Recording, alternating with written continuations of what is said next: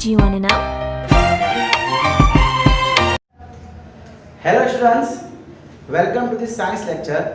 बच्चा लोग, last time हमने आपके नॉन मेटल्स के कुछ रिएक्शंस देखे थे। अब आपके चैप्टर के देखिए, अगर मैं आपके चैप्टर को क्लासिफाई करूं, चैप्टर नंबर 3 को अलग अलग पार्ट्स करूं, तो चैप्टर नंबर 3 के 3 पार्ट्स हो जाते हैं। पहला parts metals and non metals की properties, physical as well as chemical properties.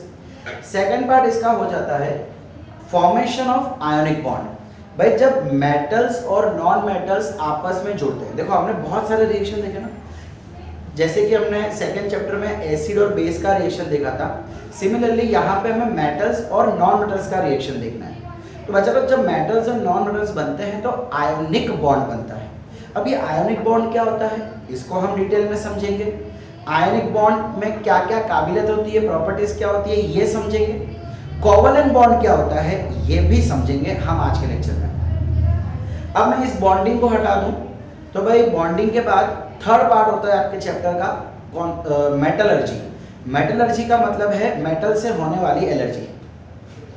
नहीं, ऐसा नहीं होता है भाई। मेटल्स को किन किन तरीके से पाया जाता है, फिर उनको साफ किया जाता है, साफ करने के बाद उनको 100% प्योर करके यूजेबल बनाया जाता है। तो ये जो पूरी प्रोसेस होती है ढूंढने से लेके साफ करने तक की, यूजेबल वाला, उसको हम कहते हैं मेटलर्जी। ठीक है, वी विल सी दैट। सो आज हम डिस्कस करेंगे आपके चैप्टर का part number 2, that is bond, James bond. अच्छा बच्चों, देखो हमने पहले भी एक बार डिस्कशन किया था कि जब कोई दो एटम आपस में जुड़ जाते हैं, कंपाउंड बनाते हैं, तो कोई ना कोई गम जैसी चीज होनी चाहिए उनके बीच में जो उनको जोड़े रख रही है। तो केमिस्ट्री में उस गम को हम कहते हैं बॉन्ड। अब भाई देखा गया है कि दो तरह के बॉन्ड होते हैं अलग अलग कंपाउंड्स के बीच में। एक होता है आयनिक बॉन्ड, दूसरा होता है कोवलेंट बॉन्ड। कोवलेंट बॉन्ड को हम पाई बॉन्ड भी कहते हैं एंड आयनिक बॉन्ड को हम सिग्मा बॉन्ड भी कहते हैं। ठीक है, सिग्मा सिग्मा सिग्मा। जैसे राजमा होते हैं वैसे सिग्मा भी है। ठीक है, आयनिक बॉन्ड को पाई बॉन्ड किया जाता है ना सर।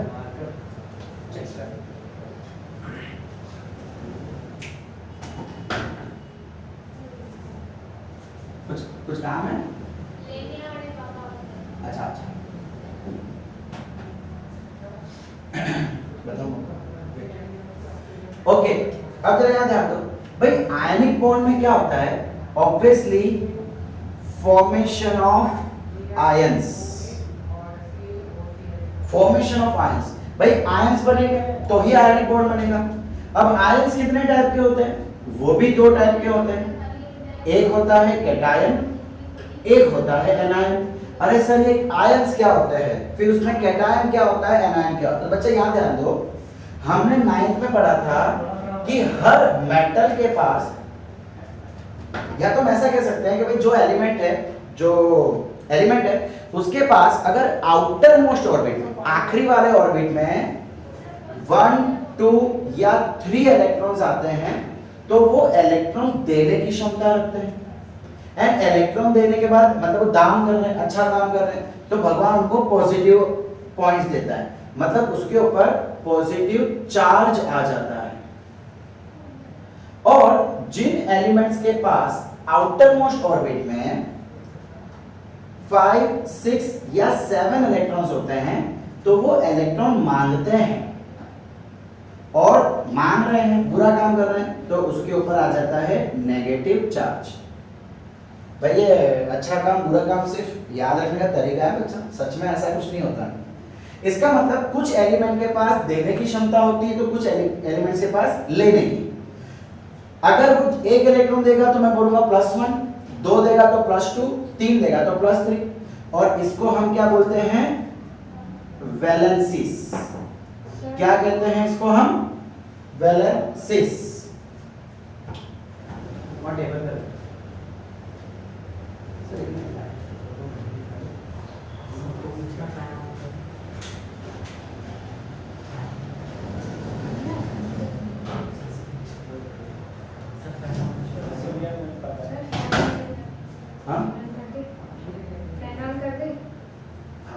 यानी फैन में एसी लगा। तो बच्चा लोग देखो वैलेंसी जो है वो +1 +2 +3 या -1 -2 -3 इस तरीके से दी जाती है। अब डिपेंड करेगा कि वो कितने चार्ज दे रहा है, कितने इलेक्ट्रॉन। सपोज करो 3 इलेक्ट्रॉन दे रहा है तो +3, अगर 3 ले रहा है तो -3। तो बच्चा लोग जो पॉजिटिव बनाते हैं उनको हम कहते हैं कैटायन। मतलब ये क्या बन गया, आयंस बन जाते हैं। देखो जैसे कि एग्जांपल सोडियम है, अब सोडियम के पास कैपेबिलिटी होती है। अच्छा मुझे पहले बताओ सोडियम के पास सोडियम की इलेक्ट्रॉनिक कॉन्फ़िगरेशन क्या है? इलेक्ट्रॉनिक कॉन्फ़िगरेशन कैसे पता चलेगी कि उसके पास टोटल इलेक्ट्रॉन्स कितने हैं? भाई तो स्टैंडर्ड 9th में हमने एक तरीका याद रखा था, ह हे ली बे ब सी नो ऑ फ ने ना। कितना हो गया? 10 हो गया। तो भाई इसके पास टोटल 10 इलेक्ट्रॉन्स हैं। इसकी कॉन्फ़िगरेशन कैसे होगी? 2 8 राइट? नहीं सॉरी 10 होती है 11 होगा ना। सो 2 8 1 भाई इसके टोटल इलेक्ट्रॉन्स 11, इलेक्ट्रॉनिक कॉन्फ़िगरेशन 2 8 1। तो इसके पास ये जो आउटर मोस्ट ऑर्बिट सबसे आखिर में जो इलेक्ट्रॉन बचा उसको हम कहते हैं वैलेंस इलेक्ट्रॉन। क्या बोलते हैं उसको? Valence electron. और वही डिसाइड करता है आपकी वैलेंसी। अब देखो इसके पास एक इलेक्ट्रॉन है तो जिसके पास एक होगा वो दे देगा। तो सोडियम के पास कैपेबिलिटी होती है, क्षमता होती है एक इलेक्ट्रॉन देने की। अब अगर वो एक इलेक्ट्रॉन दे देगा तो खुद क्या बन जाएगा? Na+। +1 तो +1 को हम सिर्फ प्लस लिख के दिखाते हैं। तो बच्चा ये जो बन के आया ना इसको हम कहते हैं आयन। अब अगर सपोज करो मैं क्लोरीन की बात करूं, क्लोरीन भाई क्लोरीन के पास कितने इलेक्ट्रॉन होते हैं? देखिए जरा, ह हे ली बे ब सी नो ऑ फ ने ना मा जी आल सी। कितना होगा? 15 और 1 पर 14 14 1 12 13 14 बस कल हाँ कल सॉरी माय मिस्टेक 17 इलेक्ट्रॉन्स होते हैं। तो भाई 17 का कॉन्फ़िगरेशन कैसे देखेंगे हम? 2 8 7। अब बच्चा लोग देखो इसके पास 7 इलेक्ट्रॉन है तो ये कितने देगा? एक इलेक्ट्रॉन। ऑक्टेट स्टेट कुछ याद है आपको? 9th में हमने डिस्कस किया था ऑक्टेट स्टेट। हमने बेसिक्स में भी देखा था, केमिस्ट्री के बेसिक्स में। ऑक्टेट का मतलब क्या होता है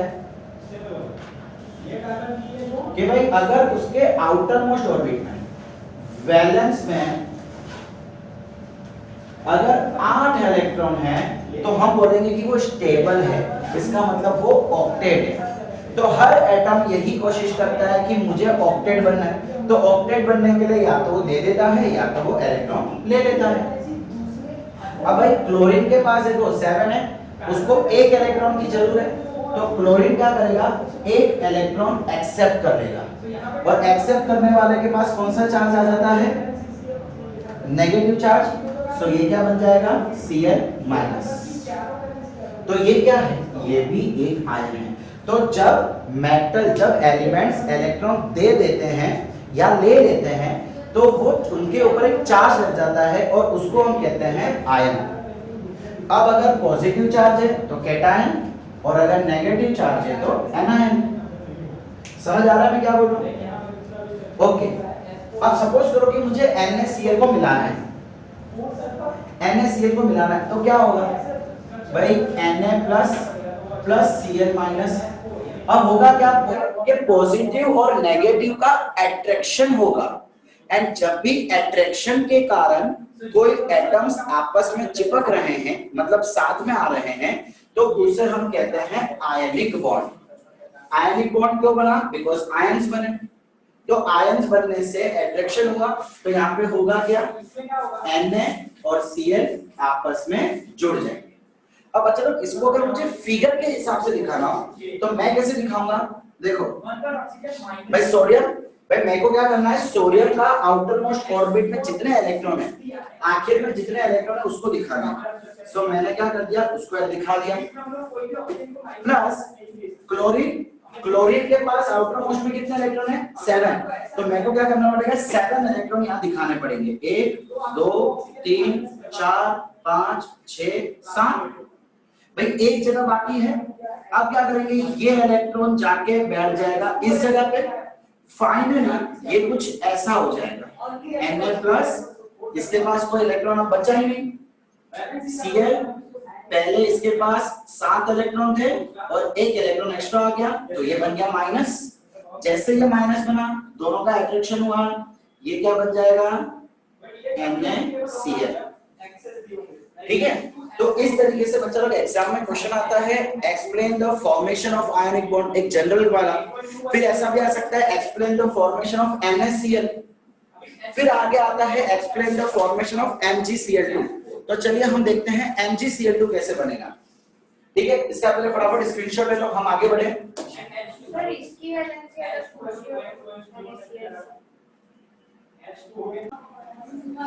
सो भाई अब हम देख लेते हैं कि MgCl जब मैग्नीशियम और क्लोरीन को रिएक्ट करा जाएगा तब क्या होगा। तो बच्चा लोग Mg, मैग्नीशियम के पास कितने इलेक्ट्रॉन होते हैं? जरा बात करो तो। ह हे इ बे ब सी नो ओ फ ने ना माजी, कितना हो गया? 12 हो गया। 12 इलेक्ट्रॉन्स। इसकी कॉन्फ़िगरेशन अगर हम लिखे तो 2 8 2।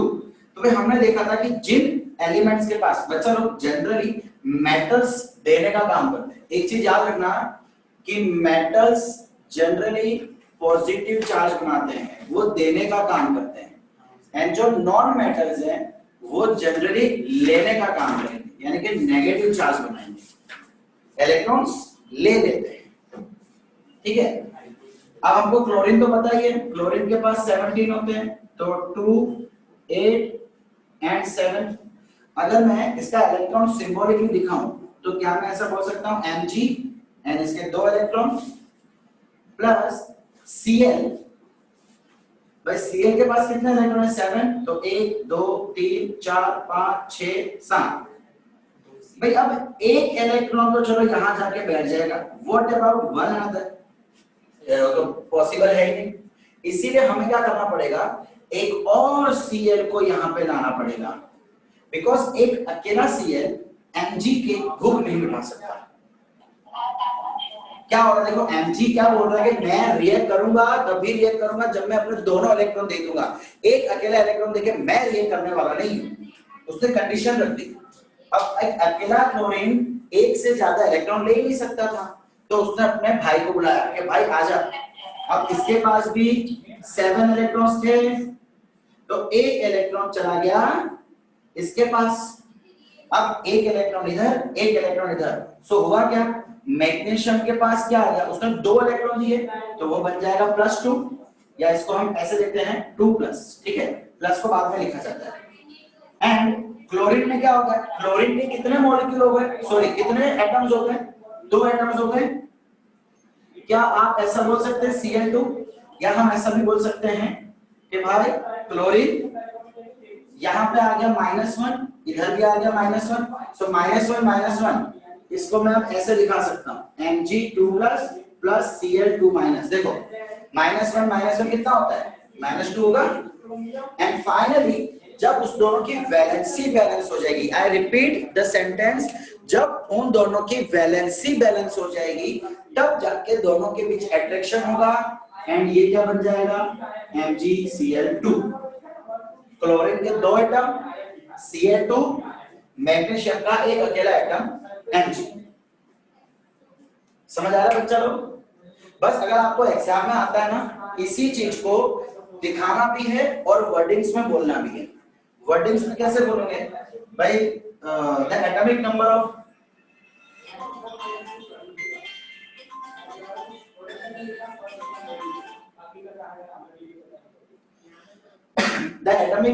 magnesium is 12. Its electronic configuration is 2s2. Therefore, it will give 2 electrons and will form 2+ ion. It will form Mg2+ ion. So, the atomic number of chlorine is 17. Its electronic configuration is 2s7. Therefore, it will accept 1 electron and will form Cl-1 ion. Now, To balance the valency, we need 2 chlorine atom so that valency of magnesium and chlorine gets matched. When 2 atom of chlorine reacts with 1 atom of magnesium, it gives 2 electron, means it gives 2 electron, 1 to each, and form Mg2 plus, and Cl forms -1 and finally when valencies get balanced, both the atoms will attract each other and will form MgCl2. 3 mark आपके खजाने में आ गए। समझ आ रहा है बच्चा लोग? तो बच्चा लोग इसी तरीके से अगर आपको NaCl आ जावे, MgCl2 आ जावे, AlCl3 एल्यूमिनियम क्लोराइड आ जावे, तो भी आप उसके बीच के आयनिक बॉन्ड बता सकते हैं। ठीक है, आपको कॉमन चीजें करनी है। सबका पहले एटॉमिक नंबर, कॉन्फ़िगरेशन, कितने देगा, कितना चार्ज बनाएगा, बस कॉमन चीजें बतानी सब में।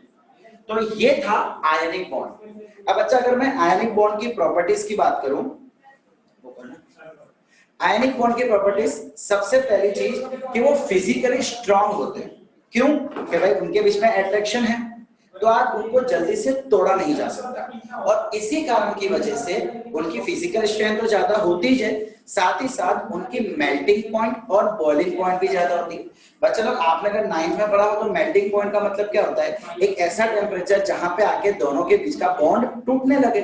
अब जब वो अट्रैक्टेड है एक दूसरे से, तो वो ज्यादा फोर्स होगा उन दोनों के बीच में, तो उनको तोड़ने के लिए भी मुझे ज्यादा टेम्परेचर चाहिए होगा, इसीलिए उनका melting point and boiling point काफी हाई हो जाता है। एंड बच्चा लोग जनरली जो आयनिक बॉन्ड है ना, वो ब्रिटल होते हैं। भाई केमिकली उनको तोड़ने में ज्यादा टेम्परेचर चाहिए, बट अगर मुझे उनको हाथ से तोड़ना है तो वो आसानी से टूट जाएंगे। अगेन रीजन आता है अट्रैक्शन का।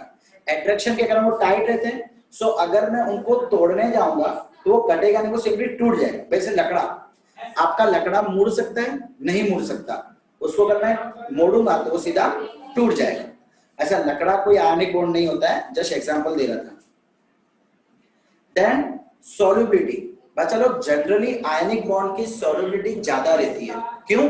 आप जैसे ही उसको किसी सॉल्वेंट में डालोगे, वो फिर से प्लस और माइनस में टूट जाएगा, फिर से प्लस और माइनस में टूट जाएगा। अब सपोज करो, सपोज कि मैं NaCl को वाटर में ऐड करता हूं, नमक बहुत जल्दी पानी में घुल जाता है, भले पानी ठंडा ही क्यों ना, मतलब गर्म नहीं हो, एक नॉर्मल रूम टेम्परेचर हो, फिर भी होता क्या है कि जैसे आप इसको सॉल्वेंट में डालोगे, ये अपने आप को तोड़ देगा, Na plus plus Cl minus, फिर से टूट जाएगा, और इसको हम कहते हैं आयोनाइजेशन।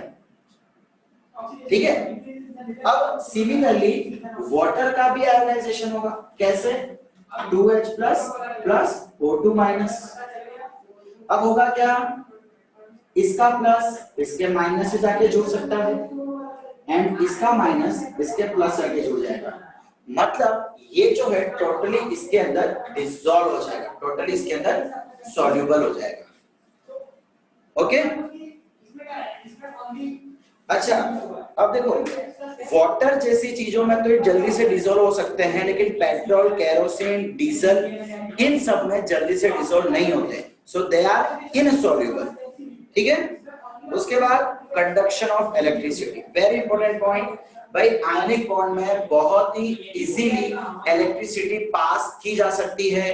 रीजन मुझे बोलने की जरूरत नहीं है, रीजन उसके पास इलेक्ट्रॉन्स है, इलेक्ट्रॉन्स भाई है उसके पास, इसीलिए वो देखो आयनिक बॉन्ड बना किसकी वजह से? चार्जेस की वजह से, प्लस चार्ज माइनस चार्ज। भाई जब चार्जेस के वजह से ही बन रहा है, तो वो एक्स्ट्रा चार्ज को तो अपने से पास होने दे सकता है ना। समझ आ रहा है?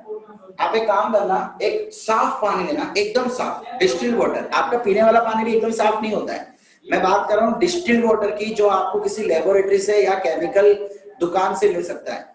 आप जाना, उसको बोलना मुझे डिस्टिल्ड वाटर चाहिए, उस डिस्टिल्ड वाटर को आप एक कटोरी में भरना, एंड उसके थ्रू आप करंट पास करने की कोशिश करना। मतलब क्या करना, एक बल्ब लेना, छोटी सी एलईडी लेना, उसके 2 वायर को जोड़ के आप पानी में डाल दो, और दूसरे 2 वायर जो कि बैटरी से है उसको भी पानी में डाल दो, डिस्टिल्ड वाले पानी में, तो आप देखोगे कि एलईडी जल ही नहीं रही है। अब क्या करो, अब उसमें थोड़ा सा नमक डाल दो, आधा चम्मच, बहुत है आधा चम्मच में, आधा चम्मच डाल के उसको एक दो बार हिला दो, फिर वापस से सेम एक्सपेरिमेंट करो, एलईडी के 2 लाइट एंड बैटरी से 2 लाइट, अब आपकी लाइट जल जाएगी। इसका मतलब जैसे ही NaCl उसके अंदर गया वो पानी डिस्टिल नहीं रहा, उसके अंदर आयनिक बॉन्ड आ गए, जिसकी वजह से अब करंट पास होना शुरू हो गया। ठीक है, और यही एक्सप्लेनेशन दिया है आपके इस बुक में। समझ आ रहा है बच्चा लोग? अच्छा, अब एक और चीज, मैंने ऐसा एग्जांपल क्यों दिया कि उसको पानी में डालोगे तो ही, देखो आप डायरेक्ट नमक लो और डायरेक्ट नमक से करंट पास करो, नहीं होगा भाई। जब नमक सॉलिड के फॉर्म में है, उसके जितने भी मॉलिक्यूल्स हैं वो सारे रिजिड है। रिजिड मतलब एकदम सॉलिड टाइप के, एकदम स्ट्रांग है। सो वो करंट को, इलेक्ट्रॉन्स को पास होने भी, आज एक नमक का पार्टिकल इतना होता है, दूसरा इतना होता है, दूर हो सकता है। सो वहां से इलेक्ट्रॉन को पास करना मुश्किल है, बट जैसे ही मैं उसको पानी में डाल दूंगा वो मोल्टन फॉर्म बन जाएगा। क्या बन जाएगा? Molten form. मोल्टन फॉर्म का मतलब होता है कोई सॉल्यूशन जो लिक्विड फॉर्म में, जो अकेला ना हो, mixtures of elements in liquid state. Molten को क्या मतलब? मोल्टन का मतलब मिक्सचर ऑफ वेरियस लिक्विड्स या more than one liquid in liquid form. जैसे कि सपोज करो वाटर है, तो वाटर को मैं लिक्विड बोलूंगा, लेकिन जब वाटर में नमक डाल दूंगा तो मैं उसको मोल्टन बोलूंगा। क्यों? बिकॉज पानी अकेला नहीं रहा है, कोई और भी उसके साथ मिक्स हो गया है, and overall solution liquid form में। तो जब ओवरऑल सॉल्यूशन लिक्विड फॉर्म में होगा उसको हम मोल्टन स्टेट कहते हैं। समझ आ रहा है?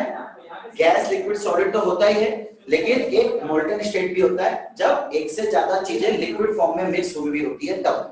नींबू पानी को भी आप मोल्टन कह सकते हैं। ओके बच्चा लोग, अब बात करते हैं, चलिए कोवलेंट बॉन्ड की। बेचारा अकेला बैठा हुआ है, कहां गया? तो बच्चा लोग अब हम देख लेते हैं कि कोवलेंट बॉन्ड क्या होता है। देखिए अभी तक हमने क्या देखा कि अगर आयंस बन रहे हैं, पॉजिटिव नेगेटिव बन रहा है, अट्रैक्शन हो रहा है, तो वो आयनिक बॉन्ड। अब कोवलेंट बॉन्ड में किसी भी तरह का कोई अट्रैक्शन नहीं रहता। अच्छा बच्चा लोग देखो, आउटर मोस्ट ऑर्बिट में अगर 1 2 3 इलेक्ट्रॉन है तो वो दे देंगे, 5 6 7 इलेक्ट्रॉन है तो वो ले लेंगे, लेकिन देखो बीच में 4 और 8 बच गया। ऑक्टेट स्टेट 8 तक मिलता है, तो 8 से आगे तो वैसे ही हमको जाना नहीं है। अब बीच में 4 बच गया और 8 बच गया। अच्छा तो जिसके आउटर मोस्ट ऑर्बिट में 8 इलेक्ट्रॉन होते हैं ना, वो सन्यासी होते हैं। उन्हें कोई लेना देना नहीं है क्या हो रहा क्या नहीं हो रहा, मैं मेरे से लेना दूंगा। भाई गोल्ड, सिल्वर, मर्क्यूरी, इन सब में क्या है? यही ऑक्टेट है। इनको हम नोबल स्टेट या नोबल गैस भी कहते हैं। जो गैसियस फॉर्म में होते हैं उसको हम नोबल गैसेस है। आर्गन गैस है, उसके पास भी ऑक्टेट स्टेट होता है, 18 इलेक्ट्रॉन्स होते हैं, तो 288। तो आर्गन को कोई लेना देना नहीं है। कभी आपने देखा आर्गन का रिएक्शन क्लोरीन के साथ, आर्गन का रिएक्शन उसके साथ? आर्गन एक नॉन मेटल है, बट क्या कभी आर्गन का रिएक्शन देखा हमने? नहीं, कोई लेना देना ही नहीं है उसको। ठीक है, तो इसलिए हम इनकी बात तो करेंगे नहीं। सन्यासी है भाई, सन्यासी को पाप नहीं चलाना बात करके। अब बचा क्या? एटम 4। तो बच्चा लोग जिसके पास 4 इलेक्ट्रॉन होते हैं, जैसे कि कार्बन, वो क्या करेगा? वो अपने इलेक्ट्रॉन ना ही देगा ना ही लेगा, वो बोलेगा शेयरिंग करेगा। उसको देना भी नहीं आता, लेना भी नहीं आता, वो अच्छा बच्चा है, बोले शेयर करते हैं हम लोग। इसका मतलब देखो, क्लोरीन की एटॉमिक नंबर कितना होता है भाई? सॉरी क्लोरीन में कार्बन का एटॉमिक नंबर तो बैलेंस इलेक्ट्रॉन 6 ना? नहीं, एटॉमिक नंबर 6 यस 6 होता है। तो इसका इलेक्ट्रॉनिक कॉन्फ़िगरेशन 2 and 4। अब देखो लास्ट में 4 आ गया। तो भाई अगर मेरे को इसके बैलेंस इलेक्ट्रॉन दिखाने हो तो क्या मैं ऐसे दिखा सकता हूं? देखो बच्चा लोग याद रखना कि जो भी हम इलेक्ट्रॉन दिखाते हैं ना, वो हमेशा आउटर मोस्ट वाले होते हैं, आखिरी ऑर्बिट में जो आते हैं उसको दिखाते हैं। अब ये क्या बोलेगा भाई? कोई भी दूसरा एलिमेंट आ जाए, सपोज करो ऑक्सीजन आ गया, ऑक्सीजन हमेशा 2 में होता है। ऑक्सीजन के पास, चलो अगर मैं सिंगल O की बात करूं, ऑक्सीजन का एटॉमिक नंबर क्या होता है? नो ऑफ 8 होता है। सो इसका इलेक्ट्रॉनिक कॉन्फ़िगरेशन 2 and 6। इसका मतलब भाई इसके पास 2 इलेक्ट्रॉन की कमी है, 1 2 3 4 5 6, 2 इलेक्ट्रॉन की कमी है।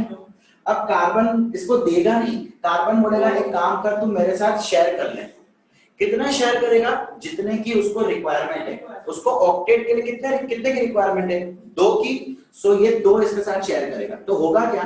कार्बन अपने 2 दे देगा, बदले में 2 इलेक्ट्रॉन उसके आ जाएंगे। अब मैं ऑक्सीजन के इलेक्ट्रॉन को सर्कल से दिखा रहा हूं डिफरेंशिएट करने के लिए, ठीक है। 2 यहां दे दिए, बचे कितने? इसके पास 4 और इसके पास 2।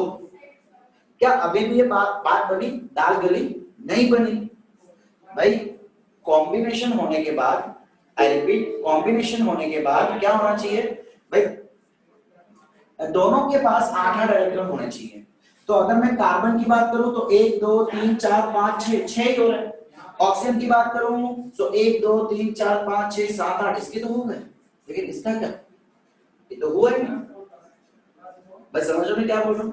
इसीलिए अब यहाँ पे क्या करना पड़ेगा? मुझे एक और ऑक्सीजन को यहाँ पे ऐड करना पड़ेगा। 1 2, अच्छा एक चीज, 2 की रिक्वायरमेंट है, ठीक। तो एक और ऑक्सीजन को ऐड करना पड़ेगा, ये भी अपने 2 शेयर करेगा, ठीक है।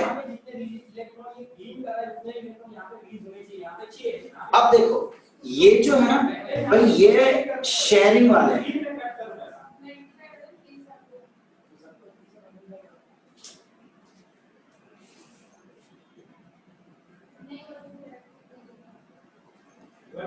भैया इस टाइप से शेयरिंग हो रही है। देखो अब कार्बन के पास कितने हैं? 1 2 3 4 5 6 7 8, कार्बन के पास 8 हो गए। ये वाला ऑक्सीजन 1 2, ये यहां से नहीं आएगा, ये यहां से आएगा।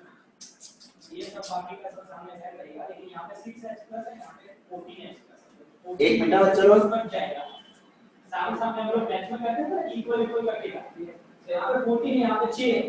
ये इसके हिसाब में नहीं आएगा, ये इसके हिसाब में यार, ये यहाँ हो गया, ये इसका 2, ये हो जाएगा,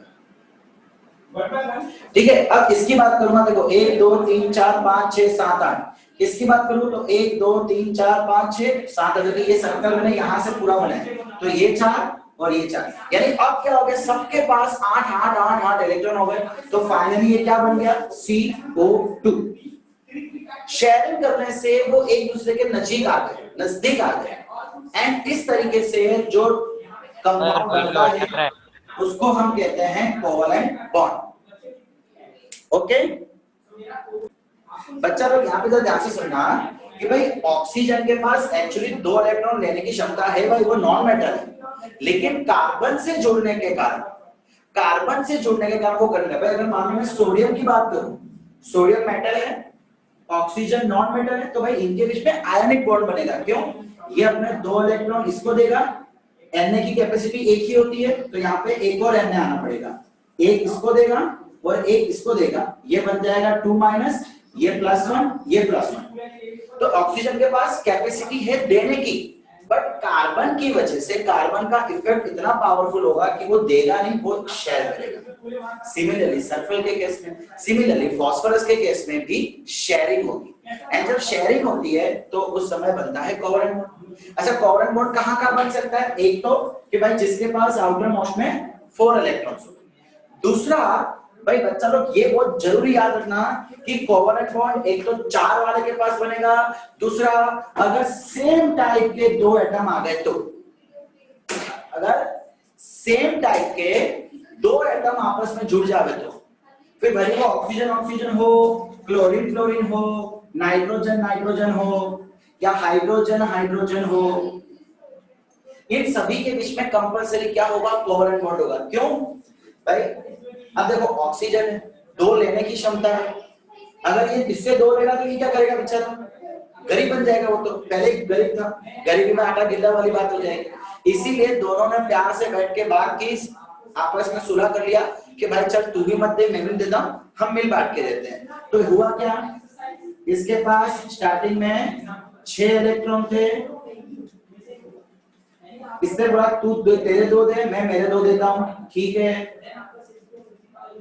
अब क्या हुआ देखो जरा, इसके पास देखो 1 2 3 4, 1 2 3 4 5 6 7 8 डन। 1 2 3 4 5 6 7 8 डन। तो अगर मैं लुईस डॉट स्ट्रक्चर बनाऊं तो कुछ ऐसा बनेगा। This is Lewis dot structure. Circle इस तरीके से बनाना है कि इसके पास जितने इलेक्ट्रॉन्स हो, शेयरिंग वाले नॉन शेयरिंग वाले, वो अंदर आना चाहिए। सिमिलरली इसके अराउंड ऐसा सर्कल बनाओ कि शेयरिंग नॉन शेयरिंग दोनों इलेक्ट्रॉन आ जाना चाहिए। तो ये नॉन शेयरिंग, ये शेयरिंग। तो भाई शेयर कर रहा है तो क्या बनेगा इसके बीच में? Covalent bond. सिमिलरली क्लोरीन, वही केस। क्लोरीन के पास कितने इलेक्ट्रॉन होते हैं? 7 इलेक्ट्रॉन होते हैं आउटर मोस्ट में। सिमिलरली इसके पास भी, ठीक है।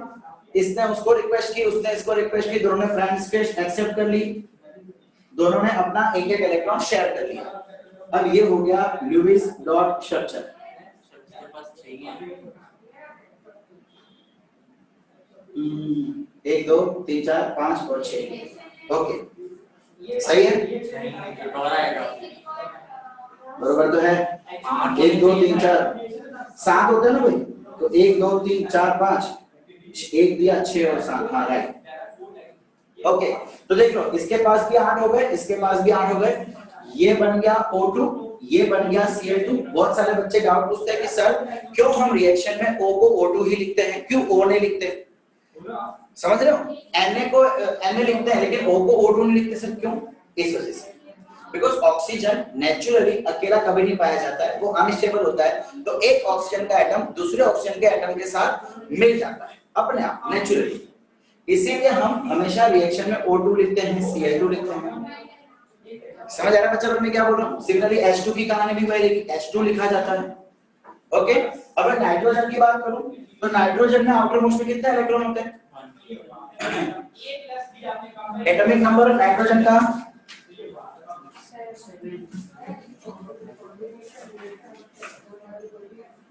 भाई नाइट्रोजन का 7 होगा। ह हे ली बे ब सी नो, यस 7। 1 2 3 4 5 6 7। क्या होगा यहाँ पे? अच्छा सॉरी 7 है ना, सॉरी माय मिस्टेक। 7 तो टोटल इलेक्ट्रॉन है, कॉन्फ़िगरेशन कितनी होगी? 2 5। सो आउटर मोस्ट में कितना है? 5।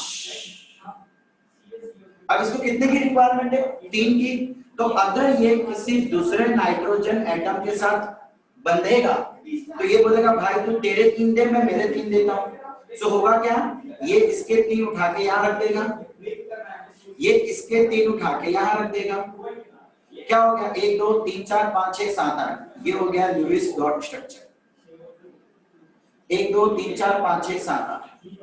सो नाइट्रोजन नाइट्रोजन जुड़ गया, क्या बन गया? N2 बन गया। समझ आ रहा है? श्योर? Yes sir. तो बच्चों लोग कोवेलेंट बॉन्ड कहां-कहां पॉसिबल है? एक तो अगर किसी एलिमेंट के आउटर मोस्ट में 4 इलेक्ट्रॉन आ रहे हैं तो एग्जांपल कार्बन सल्फर फास्फोरस।